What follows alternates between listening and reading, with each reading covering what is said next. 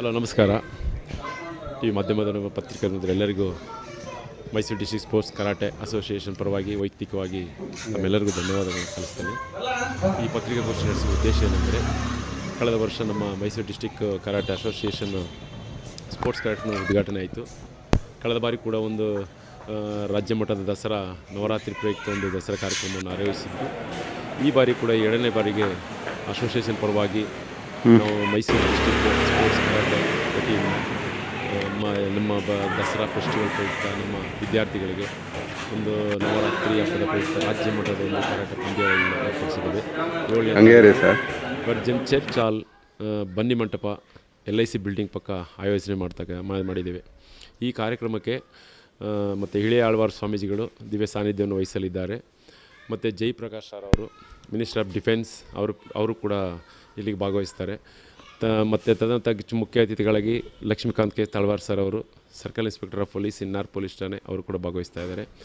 ಮತ್ತು ನಮ್ಮ ಲಯನೆಸ್ ವೆಂಕಟೇಶಣ್ಣ ಅವರು ಮಾಧ್ಯಮದಲ್ಲಿದ್ದಾರೆ, ಪತ್ರಿಕೆಯಲ್ಲಿದ್ದಾರೆ, ಮತ್ತು ಫಿಲ್ಮ್ ಡೈರೆಕ್ಟ್ ಕೂಡ ಅವರು ಕೂಡ ಚೀಫ್ ಗೆಸ್ಟಾಗಿ ಭಾಗವಹಿಸ್ತಾ ಇದ್ದಾರೆ. ಮತ್ತು ನಮ್ಮ ಹಿಂದನ್ ಬಾಬು ಅವರು ನಂಜನಗೂಡು ದೇವಸ್ಥಾನ ಶ್ರೀಕಂಠೇಶ್ವರ ದೇವಸ್ಥಾನ ಸಮಿತಿಯ ಮಾಜಿ ಅಧ್ಯಕ್ಷರು, ಅವರು ಕೂಡ ಕಾಂಗ್ರೆಸ್ ಮುಖಂಡರು ಭಾಗವಹಿಸಲಿದ್ದಾರೆ. ಮತ್ತು ಚಿದಾನಂದ್ ಅಂತ ಸಂಸ್ಥೆಯ ಕಾರ್ಯದರ್ಶಿಯಾಗಿದ್ದರೆ ಅವರು ಕೂಡ ಭಾಗವಹಿಸ್ತಾ ಇದ್ದಾರೆ. ಸಮಿ ಹಜ್ಜು ಅವರು ನಗರ ಪಾಲಿಕೆ ಸದಸ್ಯರು, ವಾರ್ಡ್ ನಂಬರ್ 9, ಇವರು ಕೂಡ ಈ ಕಾರ್ಯಕ್ರಮಕ್ಕೆ ಮುಖ್ಯ ಅತಿಥಿಗಳಾಗಿ ಭಾಗವಹಿಸ್ತಾ ಇದ್ದಾರೆ. 200-250 ಜನ ವಿದ್ಯಾರ್ಥಿಗಳು ಈ ಪಂದ್ಯಾವಳಿಯಲ್ಲಿ ಭಾಗವನ್ನು ವಹಿಸ್ತಾ ಇದ್ದಾರೆ. ಅವರಿಗೆ ಊಟದ ವ್ಯವಸ್ಥೆ ಕೂಡ ಮಾಡಿರ್ತೇವೆ. ಮತ್ತು ಮೆಡಲ್ ಮತ್ತು ಸರ್ಟಿಫಿಕೇಟನ್ನು ಅಸೋಸಿಯೇಷನ್ ಪರವಾಗಿ ಕೊಡ್ತಾ ಇದ್ದೇವೆ.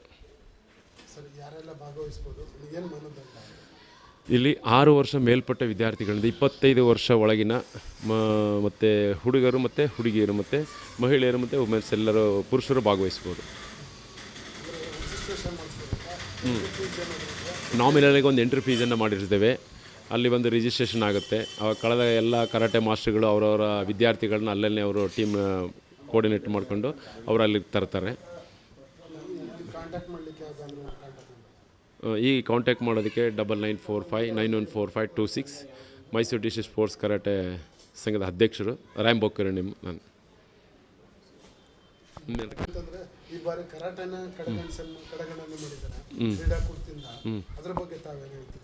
ಸರ್, ಈ ಬಾರಿ ಕ್ರೀಡೆಯಿಂದ ಕರಾಟೆನ ಕಡೆಗಣನೆ ಮಾಡಿದ್ದಾರೆ. ಬಟ್ ಕಳೆದ ವರ್ಷ CM ಕಪ್ಪು ಹ್ಯಾಡ್ ಮಾಡಬೇಕಾದ್ರೆ ನಮ್ಮ ಮೈಸೂರು ಡಿಸ್ಟ್ರಿಕ್ಟ್ ಅಸೋಸಿಯೇಷನಿಂದ ನಾನು ಕೂಡ ರಾಂಬೋಕೆರೆಯನ್ನು ಕ್ರೀಡಾ ಮಂತ್ರಿಗಳನ್ನ ಭೇಟಿ ಮಾಡಿ, ಡೈರೆಕ್ಟರ್ನ ಭೇಟಿ ಮಾಡಿ, ಪ್ರತಿಯೊಂದಕ್ಕೂ ಲೆಟರ್ನ ಯಾರ್ಯಾರ ಕಡೆಯಿಂದೆಲ್ಲ ಕೊಡಿಸಿ CM ಕಪ್ಗೆ ಸೇರ್ಪಡೆ ಮಾಡಿಸೋಕ್ಕೆ ಹಲವಾರು ಪ್ರಯತ್ನಗಳನ್ನ ನಾವು ಪಟ್ಟಿದ್ವಿ.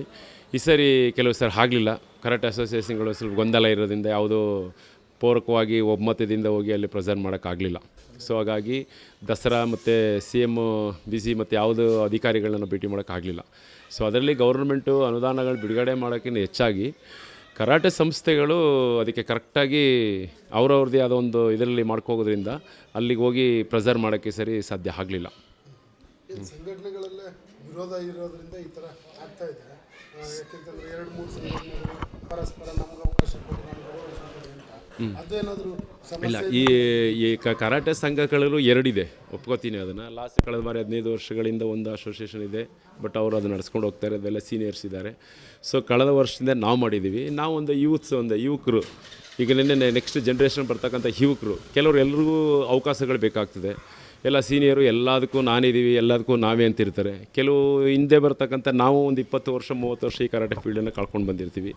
ಇನ್ನೂ ಕೂಡ ನಾವು ಇಲ್ಲಿ ಅಂತಂದರೆ ನಮಗೂ ಕೂಡ ಮುಂದೆ ಬರಬೇಕು, ನಾವು ಕೂಡ ಒಂದು ಆರ್ಗನೈಸ್ ಮಾಡಬೇಕು, ನಾವು ಒಂದು ಅಧ್ಯಕ್ಷರು ಕಾರ್ಯದರ್ಶಿಗಳು, ನಾವು ಕೂಡ ಎಲ್ಲ ಒಂದು ಟೀಮನ್ನು ಬಿಲ್ಡ್ ಮಾಡಬೇಕು ಅನ್ನೋದು ಎಲ್ಲರಿಗೂ ಆಸೆಗಳಿರ್ತದೆ. ಸೊ ಹಾಗೆಲ್ಲ ಅವಕಾಶಗಳು ಸಿಗದೇ ಇದ್ದಾಗ ಪರ್ಯಾಯವಾಗಿ ನಾವು ಇನ್ನೊಂದು ಅಸೋಸಿಯೇಷನ್ನ ಮಾಡಿ ಅದರಲ್ಲಿ ಸಿಗ್ತಕ್ಕಂಥ ನಮ್ಮ ವಿದ್ಯಾರ್ಥಿಗಳಿಗೆ ಏನೇನು ಕೊರತೆಗಳಾಗಿದೆ, ಕಾಂಪಿಟೇಷನ್ಲಾಗ್ಬೋದು, ಅವರಿಗೆ ಮೆಡಲ್ಸ್ ಆಗ್ಬೋದು, ಪ್ರತಿಯೊಂದು ಅವಕಾಶಗಳಾಗ್ಬೋದು, ಆ ಅವಕಾಶಗಳನ್ನ ವಿದ್ಯಾರ್ಥಿಗಳಿಗೆ ರಿಫಿಲ್ ಮಾಡೋಕ್ಕೋಸ್ಕರ ನಾವು ಒಂದು ಅಸೋಸಿಯೇಷನ್ನ ಮಾಡಿದ್ದೀವಿ. ಸಾಮಾಜಿಕ ಮುಖ ಕೆಲಸಗಳಿಗೆ ನಾವು ಅದನ್ನು ಪೂರಕವಾದಂಥ ಒಂದು ವಾತಾವರಣ ಸೃಷ್ಟಿಗೆ ಈ ಅಸೋಸಿಯೇಷನ್ ಮಾಡಿದ್ದೀವಿ.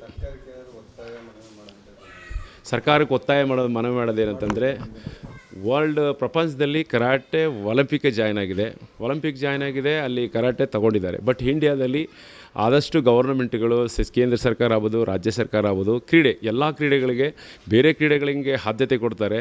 ಕ್ರಿಕೆಟ್ ಆಗ್ಬೋದು, ದೊಡ್ಡ ದೊಡ್ಡ ಮಟ್ಟಗಳು.